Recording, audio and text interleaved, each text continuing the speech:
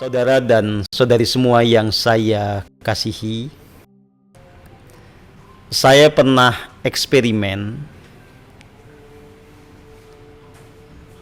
memulai dan membuka satu kajian itu tanpa terlebih dahulu mengajak para peserta untuk hening cipta atau bermeditasi.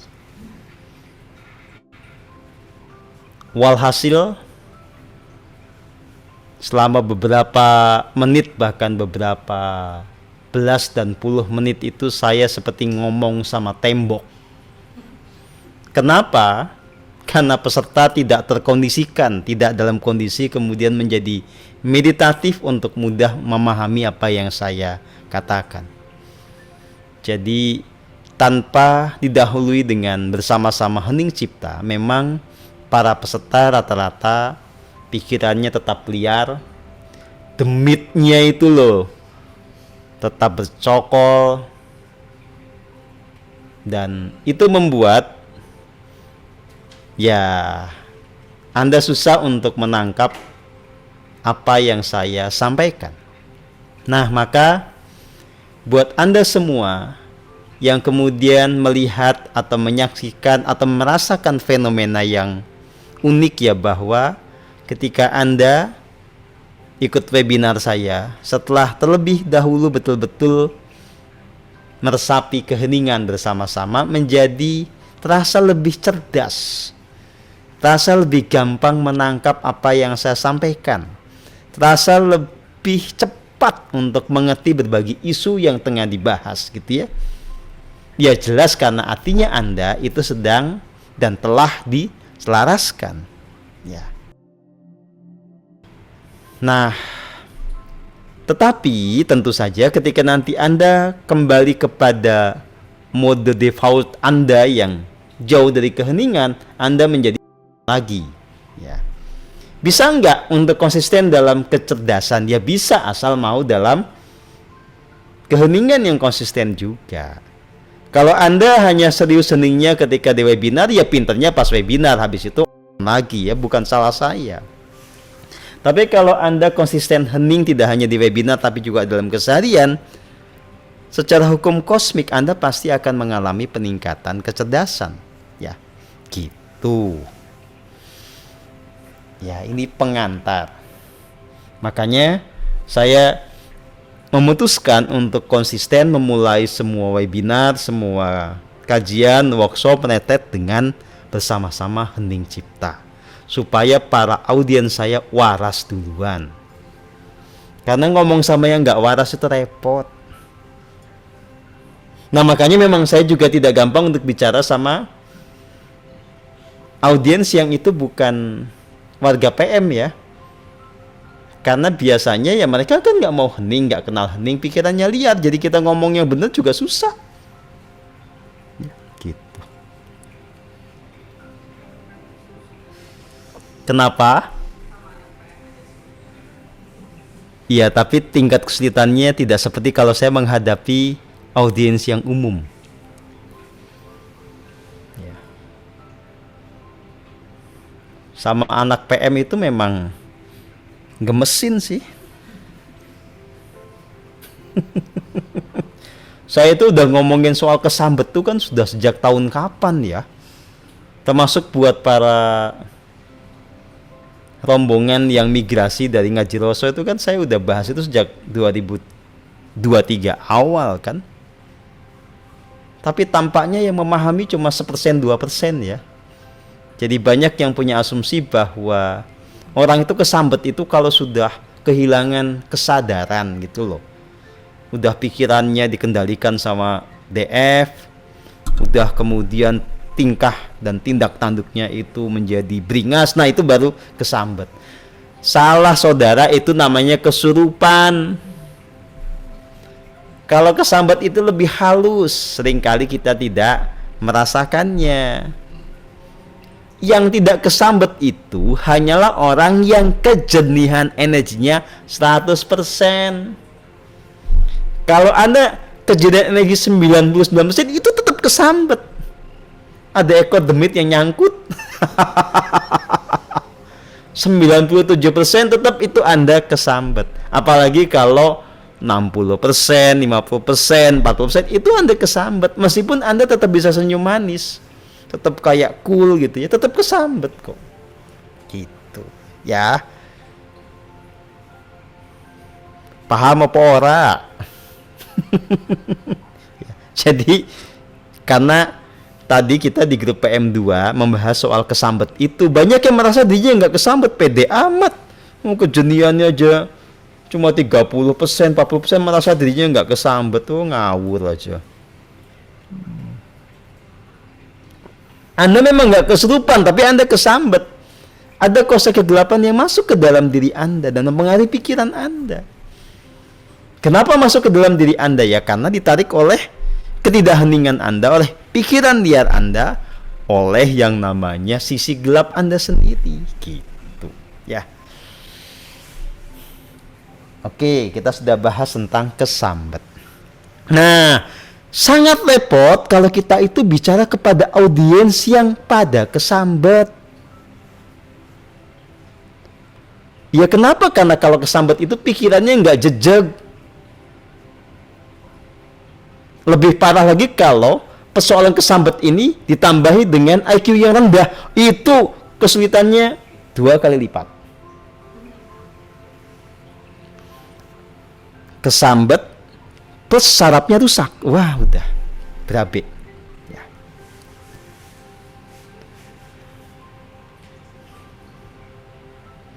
Tapi memang itu resiko kita mengajar manusia yang sudah kadung terlalu lama, dicengkram oleh segala bentuk ajaran yang tidak selaras, yang tidak membawa kepada kemurnian jiwa, yang tidak betul-betul mengikuti prinsip kebenaran ya. Jadi ya pada akhirnya saya harus menerima apapun juga keadaan dari orang-orang yang belajar bersama saya ya. Jadi selama Anda masih mau belajar, selama masih mau memperhatikan apa yang kita posting di grup PM gitu ya, ngerti nggak ngerti, Anda kecil kemungkinan untuk saya pecat ya. Apapun Anda sudahlah saya maklumi gitu ya, asal masih mau belajar. Tapi kalau Anda jahat, Anda sok pinter ya, dengan sukacita saya akan memecat Anda ya. Oke, baik, mari kita mulai dengan bahasan utama kita, saudara dan saudari yang saya kasihi.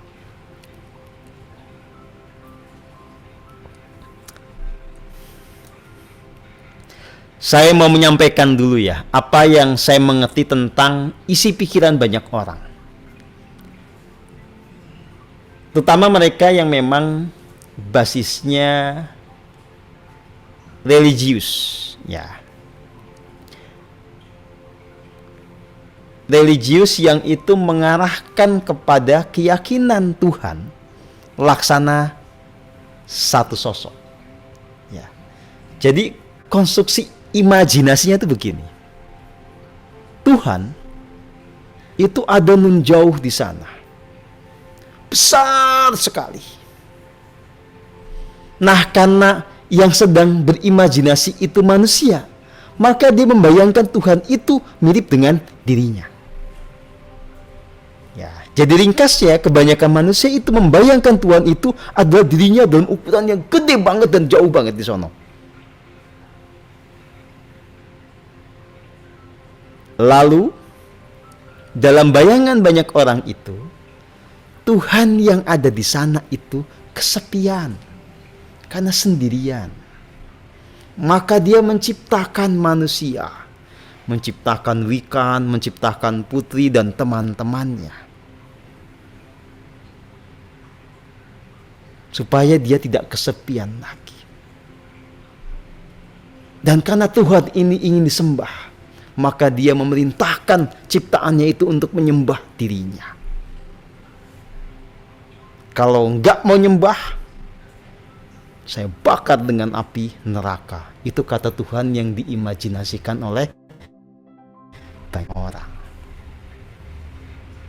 Dan Tuhan yang sangat besar ini yang ada nun jauh di sana itu terpisah betul dengan manusia. Dan dia itu punya hak prerogatif, kira-kira gitu kalau bahasa manusiawi itu. Kumaha manehna, suka-suka dia karena dia adalah yang maha kuasa.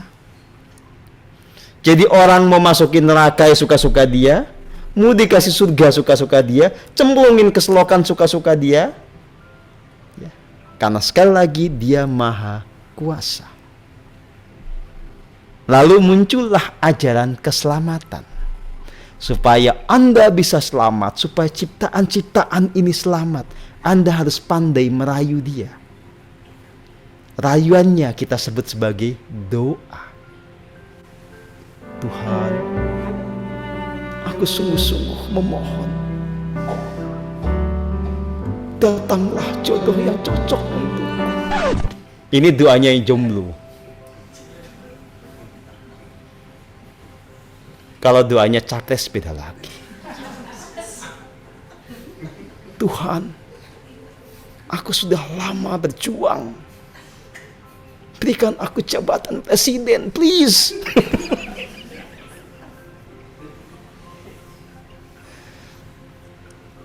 Dan ini doanya anak-anak sekolah yang tadi sama-sama kita lihat.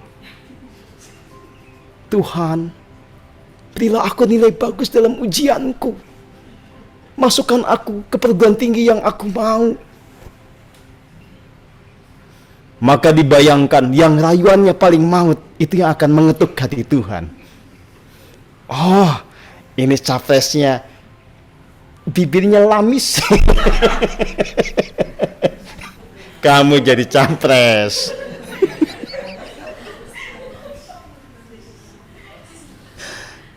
Oh, ini doanya panjang, sudahlah. Kamu saya kasih jodoh. Oh, ini anak-anak sekolah ini udah rajin dah. Rajin ngomong maksudnya. Dah, dikasih aja lah apa yang dia mau. Itu imajinasi orang tentang Tuhan. Sehingga nanti orang akan bingung sendiri ketika mulai bicara tentang hukum-hukum Tuhan, hukum-hukum jagat raya. Jadi Tuhan itu sebetulnya terikat nggak dengan hukumnya. Jadi ketika Tuhan itu memberikan apa yang dimau manusia, itu mengacu nggak pada hukum-hukumnya. Kalau dia mengacu pada hukum-hukumnya, berarti Tuhan kalah besar dengan hukum itu. Nah lo gimana itu? Ya. Tapi ya namanya juga kan imajinasi. Kalau imajinasi itu tidak dirancang untuk konsisten. Ya. Nah, saudara dan saudari yang saya kasihi, imajinasi manusia yang tidak sesuai dengan kenyataan, tapi dipercayai sebagai kebenaran, ini yang disebut sebagai ilusi. Dan ini nanti bisa berkembang. Dengan asumsi Tuhan ada di sana, Tuhan yang di sana itu sangat besar dan sangat berkuasa. Maka dia telah merencanakan semuanya. Bahkan daun jatuh pun sudah dituliskan olehnya di langit sana. Jadi tanggal sekian, jam sekian, menit sekian, pohon ini daunnya jatuh. Tidak bisa tidak. Nah kalau daun aja dibutuhkan, maka Mbak Rosa juga sama.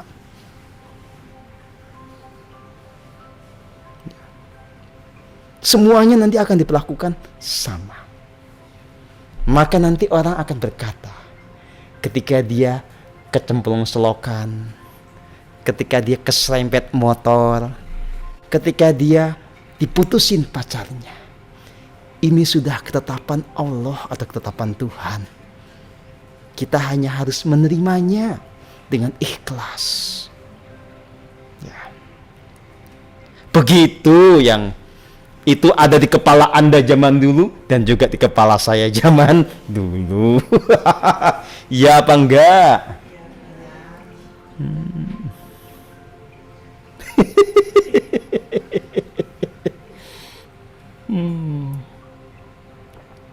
Ya. Sehingga kita memahami kata takdir itu sebagai ketetapan Tuhan yang itu sudah pasti sebelum kejadiannya terjadi. Sehingga sekali lagi ketika kita kemudian mengalami apapun, kita selalu melempar tanggung jawab itu kepada Tuhan. Ini sudah takdir Tuhan. Saya kepleset, saya kejebur kolam, saya terjebak hutang. Ini sudah takdir Tuhan. Ya sama saja sih nanti kalau hal-hal yang dianggap menyenangkan juga akan dikatakan, ya sudah, ini adalah takdir Tuhan, sudah kehendak Tuhan. Ya.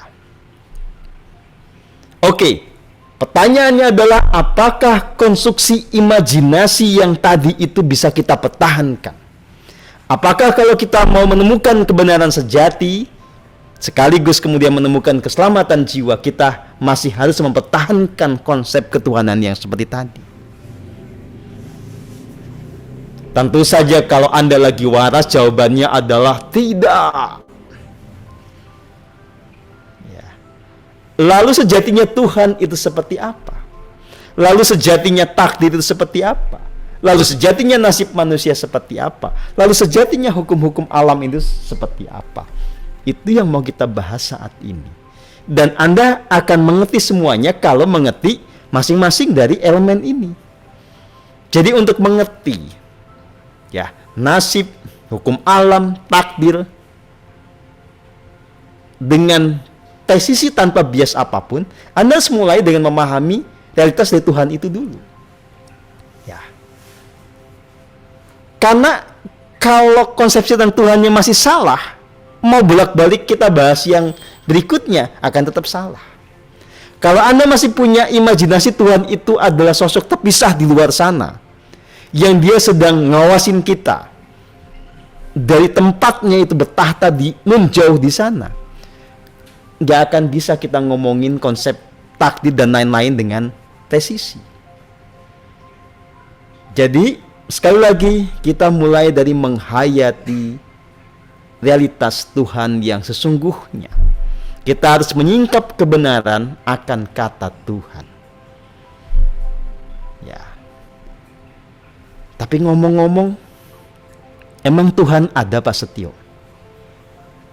Karena kata para filosof di Facebook, Tuhan itu tidak ada. Tuhan itu cuma konsep pikiran. Tuhan itu ada karena ada manusia yang mengucapkan kata Tuhan.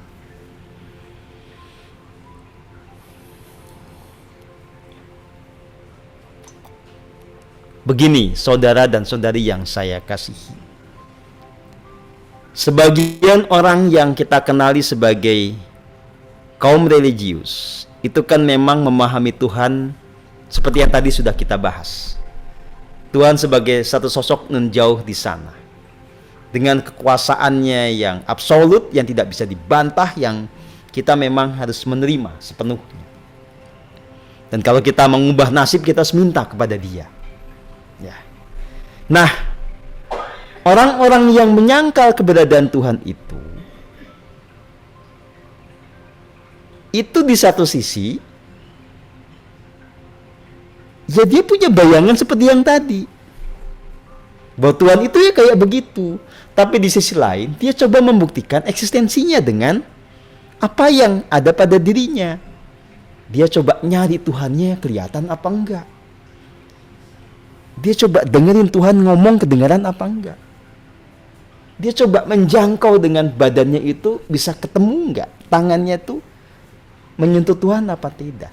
Ringkas cerita, orang-orang dengan pendekatan rasional empirik itu karena tidak bisa menemukan Tuhan seperti yang diomongkan oleh orang yang religius tadi, kemudian dia ngambil kesimpulan, itu bohong, nggak ada itu Tuhan kayak begitu. Ya. Nah, saudara dan saudari yang saya kasihi, justru Mereka yang menekuni spiritualitas murni itu tidak mengacu kepada konsepsi ketuhanan seperti yang kebanyakan orang religius tadi, sekaligus juga tidak mengikuti penegasian oleh mereka yang sok filosofis tadi. Jadi kalau Anda bertanya kepada saya, bagaimana Pak Setio bisa membuktikan Tuhan itu ada? Saya akan memulai dengan pertanyaan, ada menurutmu itu apa? Membuktikan itu maksudnya apa? Kalau ada itu berarti harus bisa diverifikasi secara empirik, maka Anda sudah salah alamat. Nggak usah ngomong sama saya, karena yang kita bahas ini bukan objek yang empirik. Kalau membuktikan itu artinya harus melihat dengan mata, mendengar dengan telinga, nggak usah ngomong karena Anda salah alamat. Karena ada dalam konsepsi kita adalah ada yang bisa dibuktikan baik secara empirik maupun non-empirik. HP ini ada beneran karena dia bisa dibuktikan secara empirik. Ya iya, karena ini adalah objek material. Tapi ada banyak di jagat raya ini yang itu bukan realitas material, bukan objek material. Dia harus bisa dibuktikan dengan pendekatan yang berbeda. Dia ada meskipun tidak bisa dijangkau dengan panca indera. Contohnya apa yang paling nyata? Jiwa Anda sendiri. Jiwa saya dan jiwa Anda itu bukanlah objek material. Ya. Nah, makanya saudara dan saudari yang saya kasihi, dalam hening, ketika kita mendayagunakan semua panca indera, mendayagunakan otak, menggenapinya juga dengan rasa sejati, barulah kita bisa masuk kepada wilayah eksistensi yang tidak hanya terbatasi oleh yang material. Hanya dengan rasa sejati yang dipadu dengan otak kita, yang jembatannya adalah keheningan itu, kita bisa membuktikan bahwa jiwa itu ada. Kita akan mengerti bahwa hidup tak akan berhenti dengan kematian. Bahwa hidup itu bahkan telah ada sebelum kelahiran fisikal kita. Bahwa jiwa itu telah ada jauh sebelum realitas yang terbungkus dengan badan ini ada, dan akan tetap ada meskipun badan yang bungkusnya sudah tidak ada. Itu jiwa. Nah, Tuhan itu adalah realitas yang meliputi segalanya, menjadi sumber dari jiwa ini. Jelas dia tidak terbatas oleh ruang dan waktu. Tidak bisa dijangkau kapan dia mulai mengada, dan tidak ada akhir dari keberadaannya. Dia telah ada dan tetap ada, meskipun kita yang ngomongin kata ada sudah tidak ada. Kata Tuhan itu ada setelah manusia ada, tetapi realitas Tuhan itu telah ada bahkan sebelum universe yang kita tempati ini ada. Yo masuk gitu aja kagak ngerti, ya masa filosof.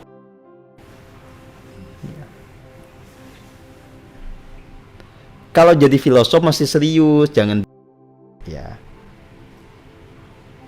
Nah, saudara dan saudari yang saya kasihi, saya mengajak Anda semua secara bertahap, berproses, menyaksikan realitas Tuhan.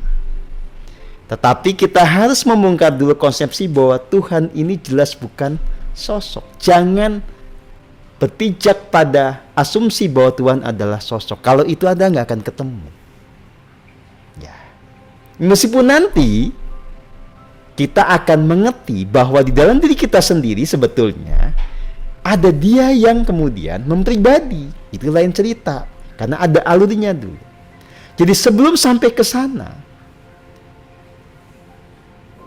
kita harus berangkat dari hal-hal yang konkret. Ya. Oke. Dalam hening, saya mengajak Anda meresapi setiap tarikan dan hembusan nafas. Nafas kita ini bersumber dari mana secara material? Dari udara. Udara ini yang melingkupinya apa namanya? Jagat raya. Jadi secara sederhana kita mengatakan kita bisa bernafas karena kita mendapatkan limpahan udara atau oksigen tepatnya, yang sumbernya adalah jagat raya yang melingkupi kita. Nah, penalaran logis kita kemudian dibawa untuk memahami bahwa jagat raya yang kita omongin tadi sebetulnya juga ada sumbernya. Kalau jagat raya ini adalah sebuah eksistensi yang besar, maka dia pun ada sumbernya yang maha besar. Kalau jagat raya ini saja tidak bisa kita lihat ujung pangkalnya, maka apalagi yang menjadi sumbernya. Maka penalaran kita mengajak kita untuk mengakui satu eksistensi yang tanpa batas. Ini baru kita menguji keberadaan dia secara penalaran. Ya. Nah, sekarang kita masuk ke wilayah yang lebih intim, wilayah yang lebih akrab. Ketika kita mencoba menemukan keberadaan Tuhan. Resapi nafasmu. Nikmati betul setiap tarikan dan hembusan nafasmu. Sadari hidupmu, sadari energi hidup yang mengalir dalam tubuhmu. Sadari kasih murni bersama setiap tarikan dan hembusan nafasmu. Ketika engkau bisa menyadari kasih murni itu, engkau akan mengerti bahwa ada yang menjadi sumber dari kasih murni ini. Dan sumber itu adalah keberadaan yang tanpa batas. Karena kasih murni ini meliputi semua keberadaan, maka sungguhnya yang menjadi sumber kasih murni itu juga adalah keberadaan yang tanpa batas, yang meliputi segalanya. Itu adalah cara menyaksikan Tuhan yang paling mendasar. Kita belum bicara keheningan yang mendalam dulu. Ini baru bicara tentang realitas yang empirik, yang kita nalar dengan cara yang lebih luas, sehingga kita menyadari berbagai realitas yang memang ada dan nyata. Nah, sekarang begini. Saya mengajak Anda kemudian masuk ke dalam diri. Anda semakin rileks menikmati setiap tarikan dan hembusan nafas. Tolong jawab dengan jujur. Apakah ada di antara Anda yang pernah mengalami momen di mana Anda betul-betul bisa merasakan dari sini, dari pusat dada Anda, dari relung hati Anda, ada pancaran kasih murni? Anda bisa merasakan sebuah getaran yang membahagiakan dan mendamaikan, bisa tidak? Pasti yang pernah heningnya agak mendalam itu pernah mengalami itu. Nah, kalau Anda kemudian lebih jauh, Anda akan kemudian menemukan fakta bahwa di sini, di tahta suci ini, disitulah ada yang disebut sebagai Gusti yang mempribadi, ya, yang bahkan Anda bisa saksikan dengan mata batin Anda. Dia ada di sini. Kalaupun tidak bisa menyaksikan, Anda bisa merasakan yang namanya kasih murni dan pancaran bahagia yang nyata. Sebagian orang bisa mendengarkan sabdanya atau firmannya, walaupun tidak bisa menyaksikan sosoknya. Sebagian bisa menyaksikan sosoknya yang kemudian orang Jawa bilang itulah sang dewa suci. Nah, kalau orang sudah sampai ke sana nanti, kemudian semakin dalam, dia akan menyaksikan realitas, ya, yang disebut Tuhan itu sebagai kekosongan yang absolut. Kenapa ada orang ngomongin suwung? Itu karena ada yang mengalami bahwa di ujung perjalanan keheningan kita, yang kita temukan itu adalah kekosongan yang absolut tadi. Yang kita mengerti dengan betul, darinya bersumber segala yang ada. Dan kekosongan yang absolut ini meliputi segala yang ada. Dan kekosongan absolut ini yang kemudian mengejawantah sebagai sebuah realitas kecerdasan tertinggi menjadi hukum-hukum jagat raya. Menjadi kecerdasan tertinggi yang bertahta di jagat raya yang tanpa batas ini. Maka orang yang berkesan spiritual itu tidak pernah membayangkan Tuhan sebagai sosok menjauh di sana. Kalaupun dia dipahami sebagai sosok, dia ada di sini sebagai Gusti yang bertata sebagai Sang Diri Sejati atau Sang Dewa Rucitati. Di luar itu kita memahaminya sebagai atas yang tanpa batas, yang tidak terbatasi ruang dan waktu. Nggak ada batasan ruang karena nggak ada ujungnya kanan, kiri, utara, selatan. Tidak ada batasan waktu karena kita tidak menemukan kapan dia berawal dan kapan dia berakhir. Lebih jauh dari itu, kita memahami bahwa keberadaan yang tanpa batas ini mengejawantahkan kecerdasan tanpa batas itu menjadi hukum-hukum jagat raya. Maka dalam kesadaran ini, kalau Anda mau lulus ujian, itu bukan minta-minta, ya Allah buatlah aku lulus. Bukan. Pelajari yang benar, penuhi semua persyaratan kosmik untuk kemudian mendapatkan hasil yang namanya kelulusan. Dan termasuk diantaranya adalah faktor-faktor yang non-material, di mana kita ketika mengerjakan ujian dalam kondisi damai, tenang, sehingga kecerdasan bisa maksimal. Disitulah fungsinya keheningan, disitulah fungsinya spiritualitas. Ya. Jadi lalu takdir itu apa kalau sudah memahami Tuhan yang seperti ini?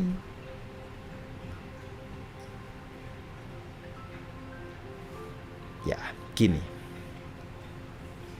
Ada beberapa frase atau kata yang ini seringkali disepadankan dengan kata takdir, padahal belum tentu sama. Ya. Misalnya kata ketetapan. Ketetapan Tuhan. Ada lagi kata kehendak Tuhan. Kalau di bahasa Inggris ada kata destiny. Rancangan agung. Lalu takdir itu apa? Lalu nasib itu apa? Baik. Saya perjelas. Ya, gini.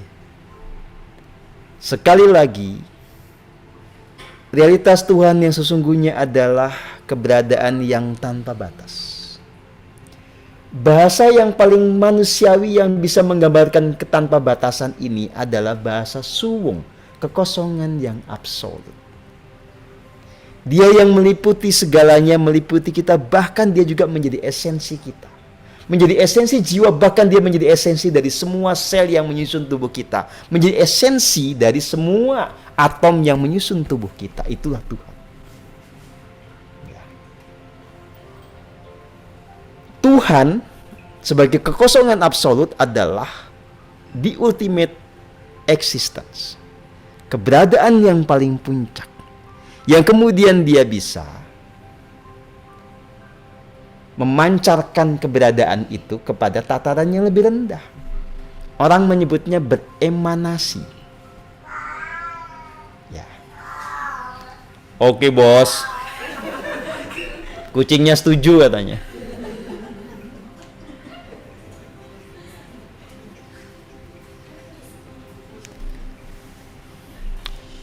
Lanjut, saya tidak lupa apa yang telah saya omongkan.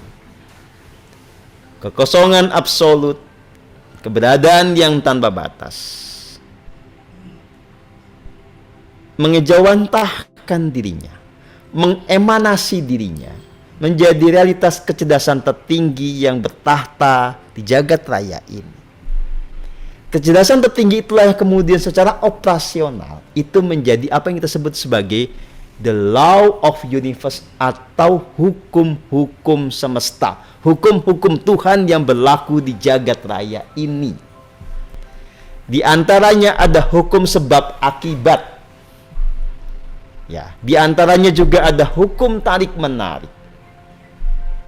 Dan ini berlaku absolut meliputi segala yang ada tanpa diskriminasi.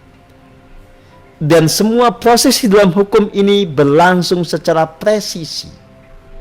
Ada sebuah kepastian di sana. Ya. Contoh nyatanya apa? Contoh nyatanya adalah kalau Anda itu mau membuat air ini menjadi panas, mengikuti hukum fisika, maka air itu harus dimasak. Dimasaknya dipanasin dengan api atau apapun yang sejenis dengan itu. Pakai kompor listrik juga bisa, nggak ada apinya tapi tetap panas sampai mendidih. Nah, air yang kemudian mendidih setelah dipanaskan itu, ya, fenomena air mendidih inilah yang disebut sebagai sebuah ketetapan. Ketetapan itu jadi apa? Output dari apa yang disebut sebagai hukum kosmik. Dan nanti ketetapannya akan seperti apa tergantung dari input yang kita masukkan ke sistem ini. Contohnya apa? Kalau airnya itu dimasukkan ke wadah, dipanasi dengan api yang cukup dalam durasi yang memadai, dia mendidih. Oke? Tapi kalau Anda masak di kompor gas, baru setengah jalan, setengah panas dia, gasnya habis, mendidih apa kagak? Nah, setengah mendidih itu namanya ketetapan. Mendidih itu juga ketetapan. Jadi kalau Anda memanaskan si air ini, membuatnya mendidih, Anda bukan minta, ya Tuhan, please, saya butuh teh manis, panaskanlah air.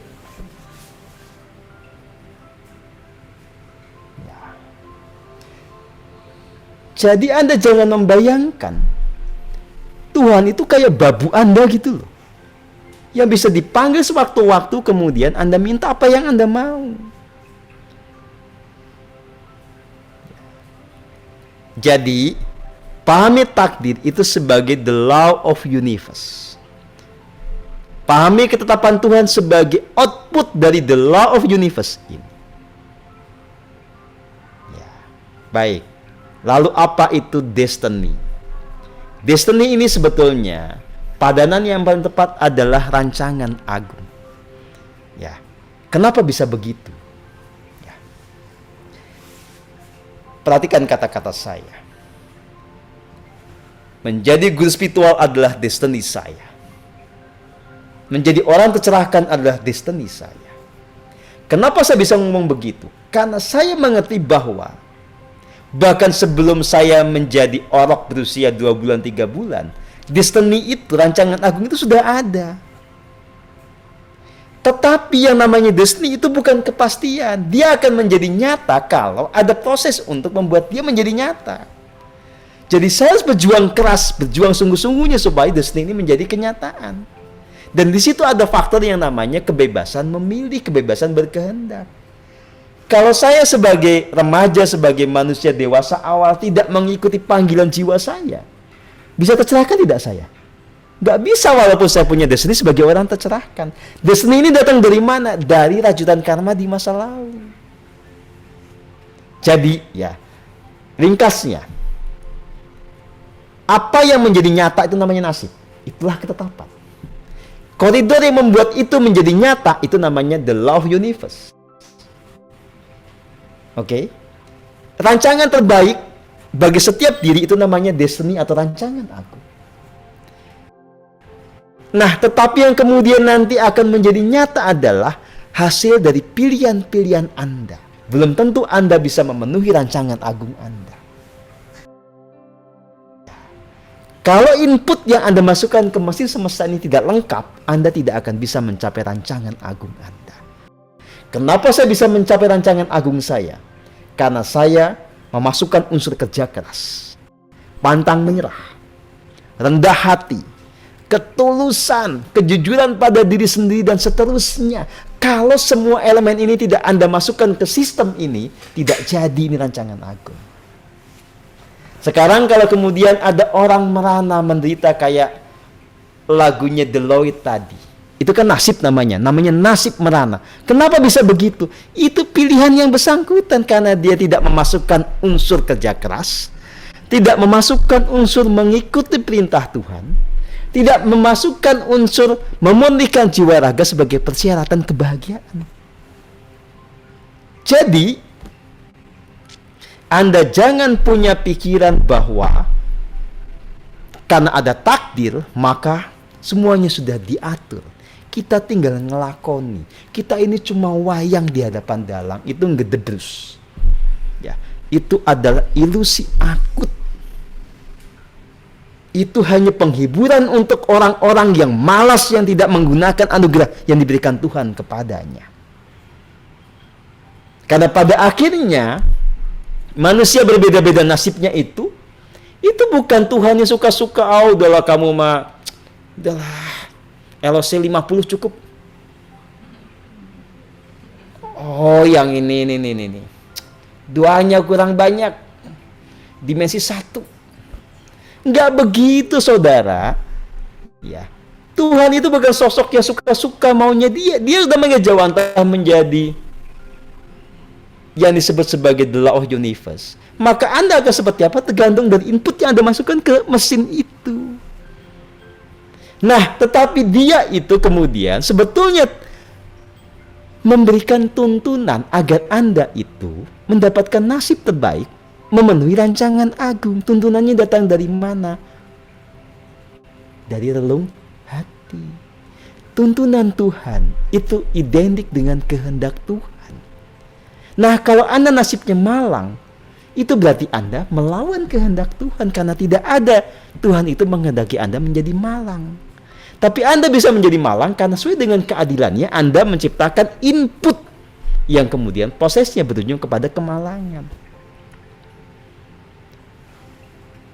Jadi yang harus kita lakukan adalah memahami the law of universe, memahami input apa saja yang itu nanti memastikan kita mendapatkan nasib terbaik, bisa menciptakan hidup sesuai dengan rancangan agung, bisa mengalami hidup surgawi. Jangan bawa-bawa itu terserah Tuhan. Tidak, itu terserah Anda, karena pada titik itulah Anda diberi namanya kebebasan berkehendak. Minimal kebebasan berkehendak itu mengejawantah menjadi 2 opsi yang bisa Anda pilih. Opsi biner, ya atau tidak. Anda bisa memilih sekarang ini mengikuti webinar saya dengan kesungguhan, atau Anda melecehkan saya sebagai yang mengajar pada saya sudah tercerahkan. Minimal itu kan opsinya. Dan masing-masing nanti punya resikonya. Nah, itu namanya Anda sedang memasukkan input kepada mesin semesta. Hasilnya tergantung dari apa yang Anda masukkan itu. Jadi sekali lagi, pada akhirnya nasib itu adalah hasil dari kerja Anda sendiri. Nasib Anda tergantung di rajutan karma Anda. Ya. Jadi Anda nggak bisa iri. Kenapa kok Pak Setio dikasih bakat yang luar biasa? Ya karena saya sejak masa-masa kehidupan yang silam udah mengakumulasi karma baik yang luar biasa. Saya membuat pilihan-pilihan yang selalu presisi. Ya. Jadi nggak ada itu ketidakadilan. Oh, Pak Setio dikasih segini, Wikan dikasihnya segini aja, Fani begini. Nggak bisa. Semua dikasih kesempatan yang sama, yang sepadan. Anda yang kemudian menentukan. Ya. Baik. Saya memilih untuk istirahat selama 20 menit. Ini pilihan saya. Karena mengikuti perintah Tuhan. Supaya apa? Supaya kita bisa menyegarkan tubuh kita dengan hidangan yang ada. Kalau nggak ada, minta tetangga. Terima kasih. Kita ketemu lagi 20 menit lagi.